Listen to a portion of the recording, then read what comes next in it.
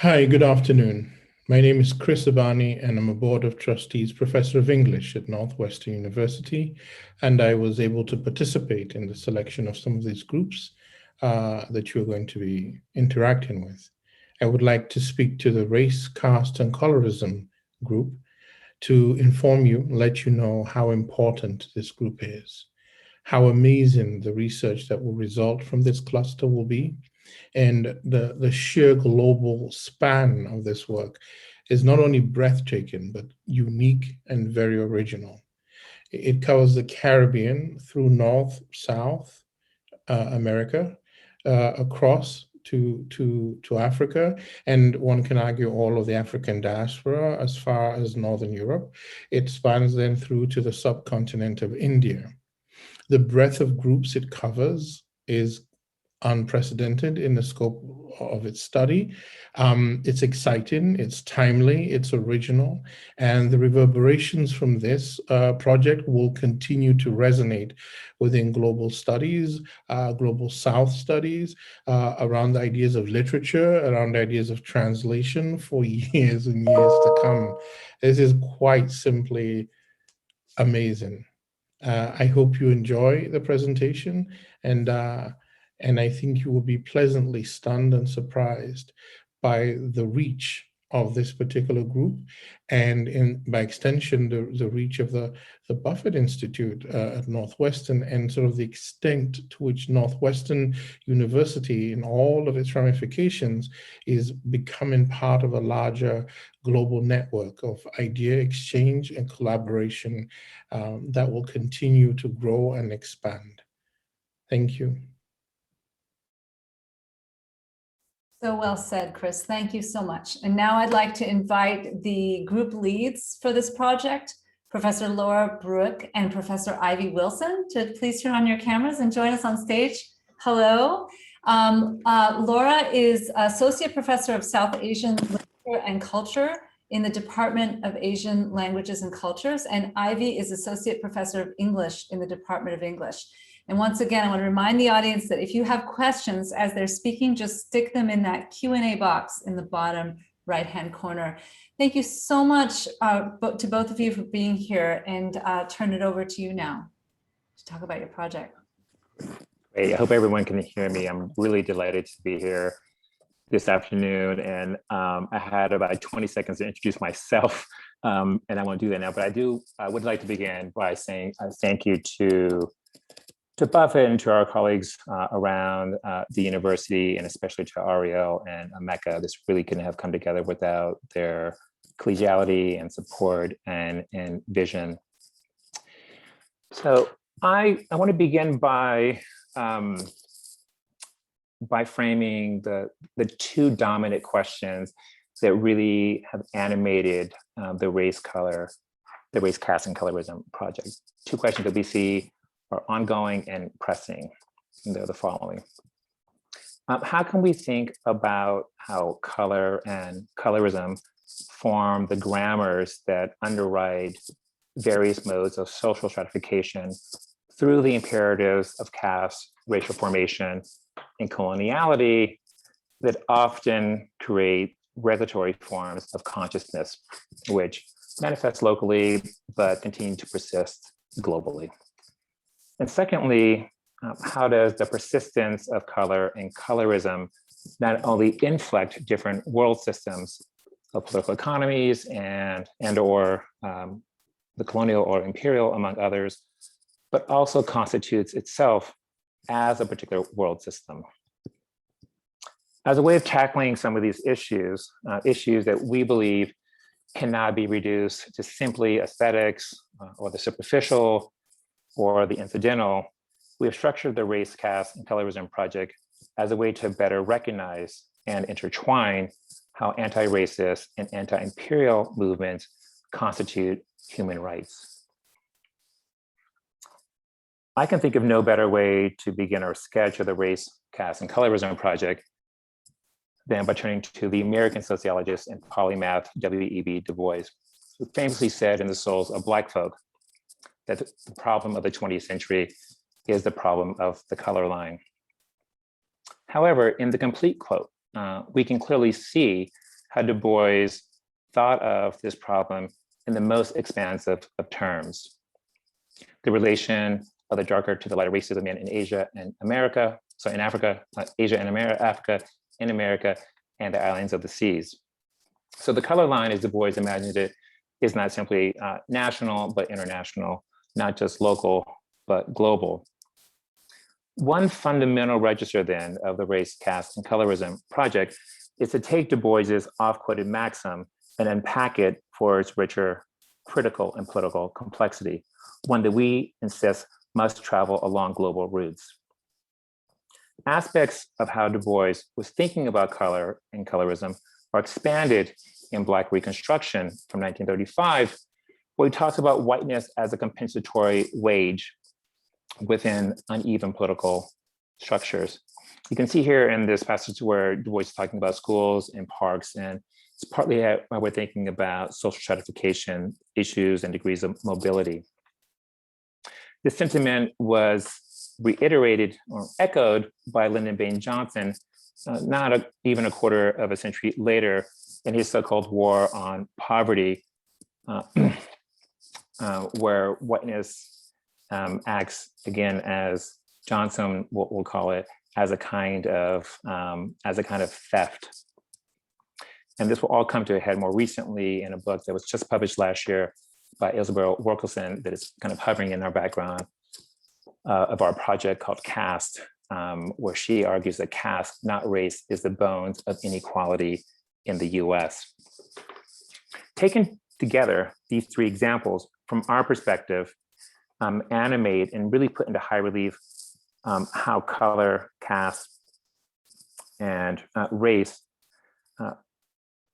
underline one of the most pressing political questions of our project, and that is whether or not an essentially permanent underclass is necessary for our modern notions of democracy or liberalism. I see in the example of Du Bois not only an epistolary relationship with the Dalit social reformer B.R. Amdekar, as a way to consider, on the one hand, the similarities between Jim Crow segregation in the US and the caste system in India, on the other hand, but also in Du Bois using fiction as a way of imagining new possibilities and new worlds of equality, as he depicts in a later work, Dark Princess. In conclusion, insofar as politics can be said to have been mobilized and deployed, so insofar as politics can have been said to mobilize and deploy aesthetics to underwrite different systems of governance, we seek to accentuate the ways that aesthetics can help us retool the ways that we think about politics.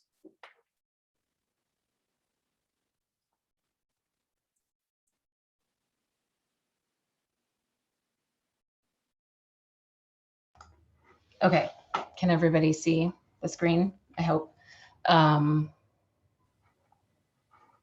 Okay, I should probably be in slideshow mode, but I'm not. It's okay. All right, our ambition is to cultivate a global network of scholars, artists, writers, translators, and activists around a shared political, intellectual, and aesthetic inquiry of race, caste, and colorism. We want to help foment not only an institutional and intellectual shift in the ways scholars and writers think about local manifestations of caste and casteism and racism as part of a global semiotics of colorism. We also want to create key moments of intersection and connection for leading and emergent artists and scholars and writers engaging with the history, present, and future of race, caste, and colorism, cultivating a new transnational field of political and intellectual exchange. We consider our activities in a series of broad categories. First, I can get to the next slide. First, we have translating and publishing activities. We seek to develop a culture of translation in a myriad of ways, one of the most concrete of which is by working to develop dedicated publishing channels and co-publishing partnerships among presses in the Americas and India, which would prioritize the following kinds of texts. First, newly annotated classics from 20th century Black, Latinx, and Dalit intellectuals. Second, new scholarly monographs and anthologies of cutting-edge research. And third, original urgent literary works and works in translation to and from English by writers of color and marginalized castes. One of the project's overall aims then is to open access to the foundational texts that help us contest problems of contemporary racism and casteism. Dalit literature, for example, today constitutes one of the most vibrant and interventionist bodies of literature in modern India. A radical literary movement founded in the 1970s by the Dalit Panthers, a collective of activist poets in Western India. Dalit literature in India has long engaged explicitly with the protest and liberationist politics of African American aesthetics, though it remains little known in the United States. And the circulation of contemporary Black literature in India is limited to predominantly elite classes with access to English. A co-publishing and co-curating collaboration between US and Indian publishers will create new avenues for exchange, bringing contemporary African American voices to an Indian audience and translating Dalit voices for an American one. Our goal of calling on our colleagues in academia to reorient their scholarship around the global colorist regime, akin to the transformative political reorientations of scholarly work brought about in recent decades by collectives organized around subaltern studies, decolonial studies, etc., necessitates the creation of interventionist scholarship and the convening of influential race, caste, and colorism roundtables, symposia, and conferences. We plan to do this in several ways: building capacity on a local level with reading groups and works in progress workshops, convening scholars of race and caste on a national level by organizing roundtables and seminars at conferences such as the American Comparative Literature Association, and marshaling a transnational scholarly collective by hosting a significant conference that will convene leading humanities scholars of race and caste from the Americas and India, with the plan of developing an intellectual manifesto and foundational publication of scholarly essays that will define future imperatives of intellectual inquiry. Focused pedagogical initiatives also fall under this category. These include seeking enduring funding to establish institutional footholds for the intersectional study and pedagogy of race, caste, and colorism through the establishment of institutional opportunities for emerging scholars, such as dedicated graduate fellowships, postdoctoral, and faculty positions. In the more immediate term, we will develop new courses that can be collaboratively taught by faculty at Northwestern and in partnership with faculty elsewhere, and we will collect existing open access pedagogical resources on a dedicated website to enable curricular expansion more globally as well. Our long-term goals also include the creation of artist, writer, and translator residencies at Northwestern, as well as shorter-term focus workshops for transnational artists and writers creating original work around the themes of race, caste, and colorism. In these facilitated sessions, writers and artists can develop critical local community connections and reflect on the intersection of aesthetic representation with questions of race, caste, and colorism. Working individually and together, they can create novel projects that critically address the lived experiences of social justice and inequality and envision alternative futures.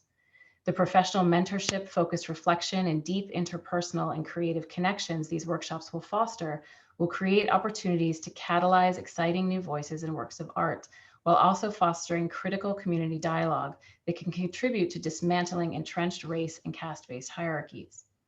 In the shorter term, in order to move towards this longer term goal, we will host a series of more locally focused storytelling workshops that will engage students, faculty, and community members in guided and collaborative narrative exercises to establish a shared space for translating lived experiences into the creative catalysts for transformative art and literature.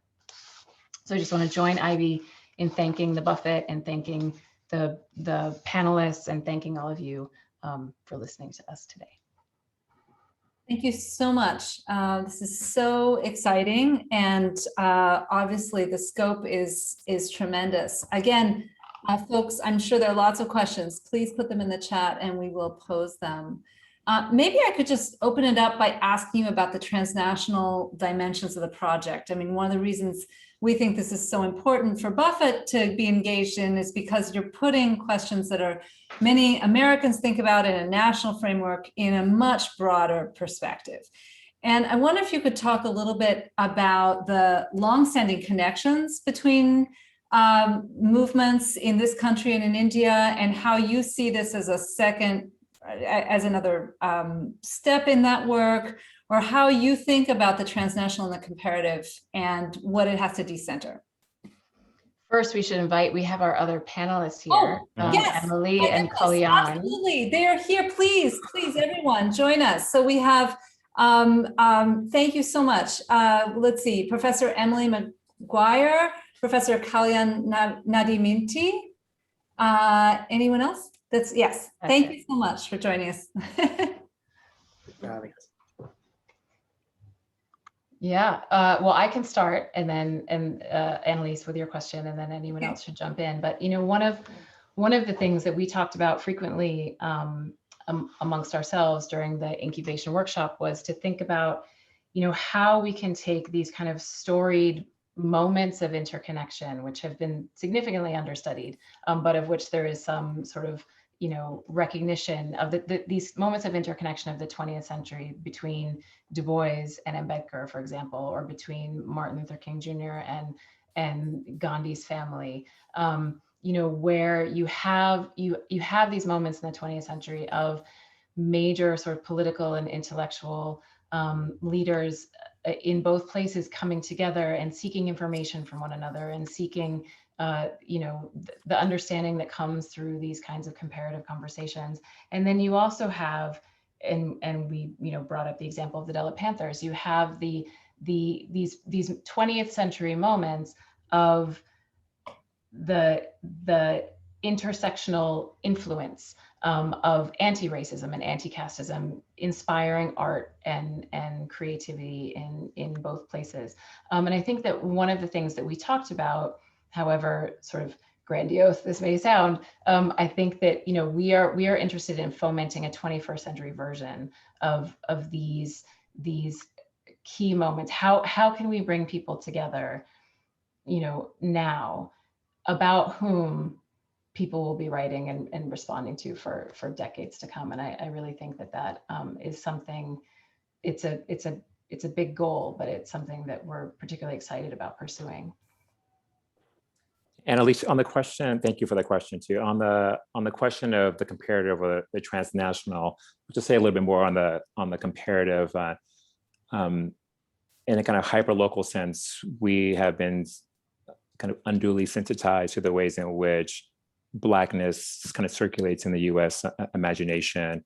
But that circulation does have a global context. And so we're looking at the differences and the similarities between how other polities and cultures think about culture and think about color as a way to suture communities, but also sometimes cleave them and keep them apart. So there are numerous examples that have come up in our conversations, including, historically speaking, that between the Irish and the English, ostensibly sharing the same skin, but having been cleft through imperialism, the both apartheid regime in South Africa, variegated color schematics in the Caribbean, and the like. And so we see color as not simply a kind of hyper-local US issue, but as one that underwrites different political systems across the world.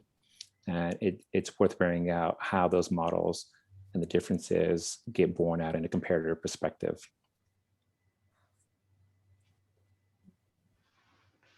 Okay, so another question that we're getting is about translation. And indeed, I think what the judges thought one of the most innovative aspects, there are many, but one innovative aspect of your project is this focus on the importance of translation.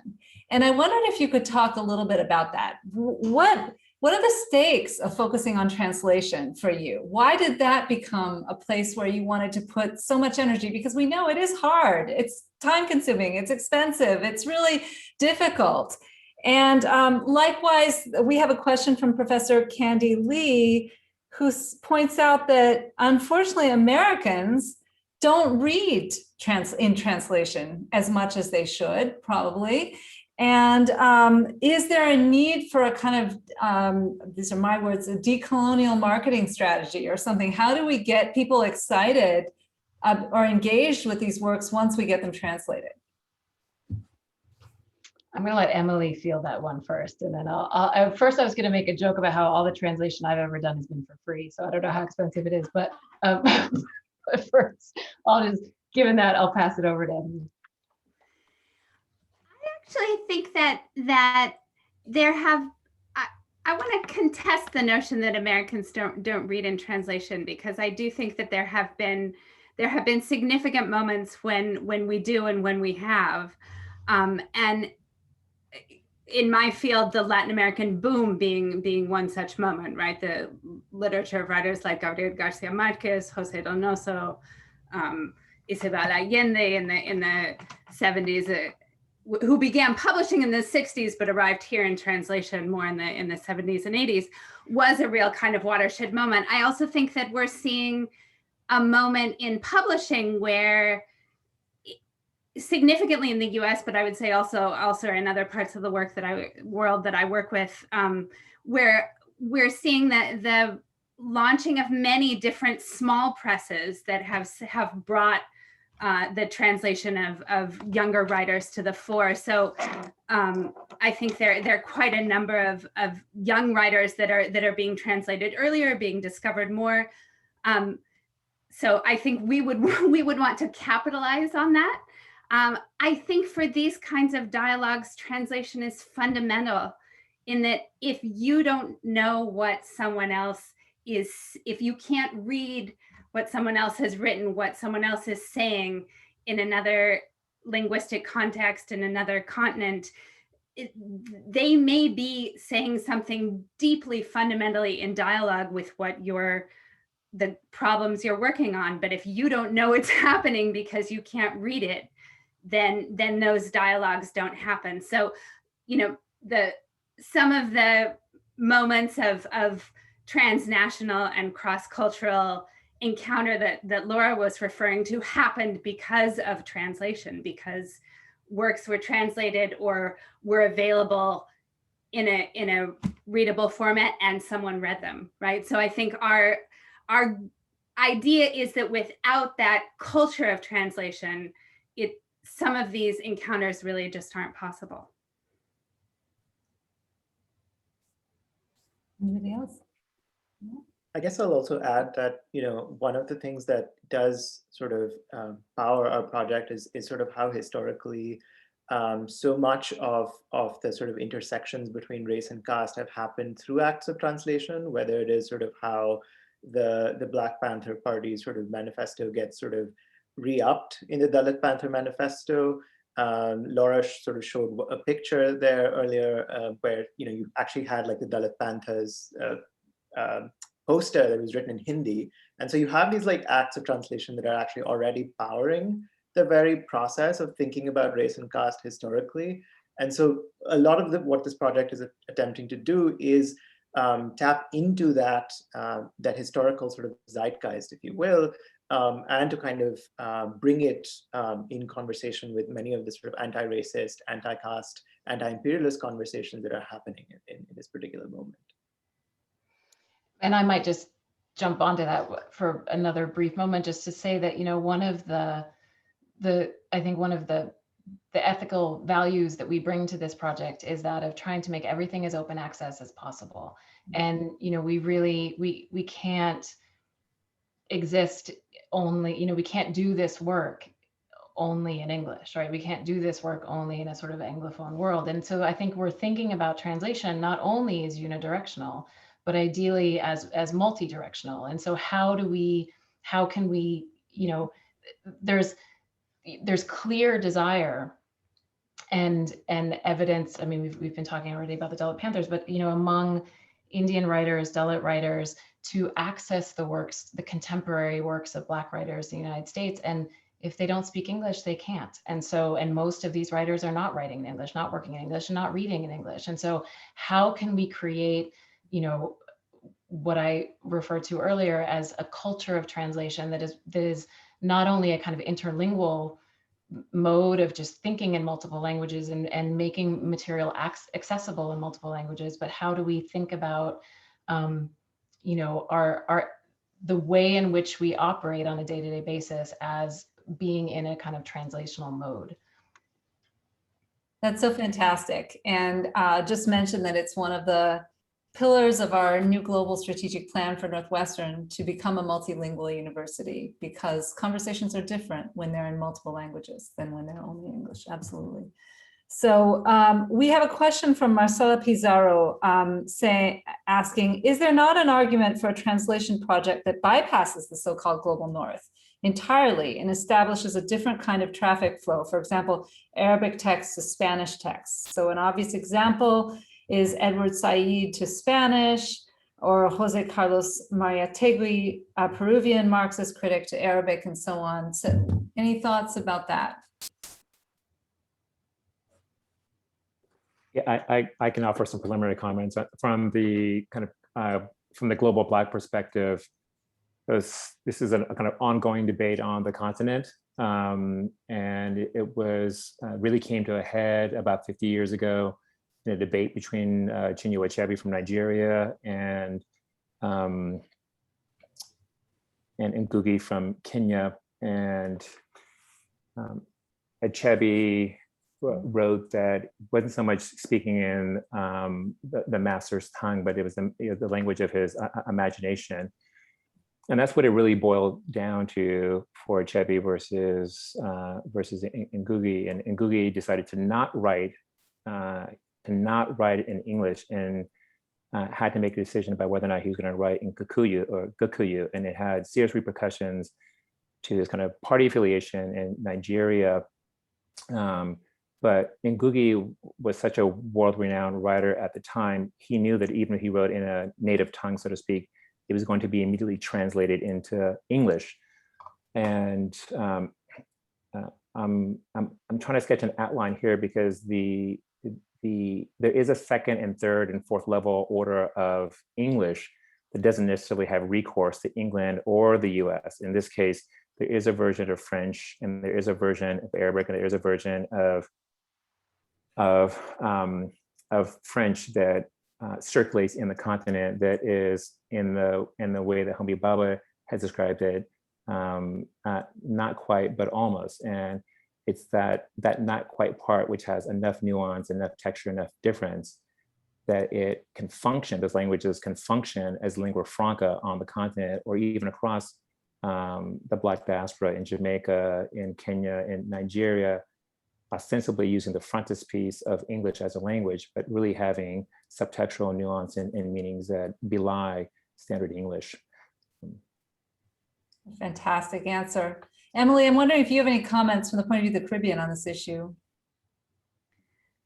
I mean, I would agree with Marcela that there is an argument to be made for texts that bypass the global north, and I think when we envision translation projects, we aren't simply envisioning everything into English or vice versa. That said, as I think Ivy's answer reveals, the complexities of the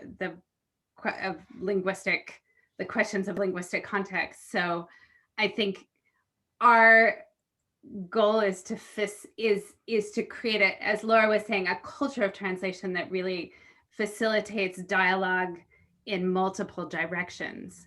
So obviously how we go about that and the directions that flow will have in some ways to do with the ways in which we're able to bring partners and resources on board. Laura, I don't know if you want to add something to that. No, great.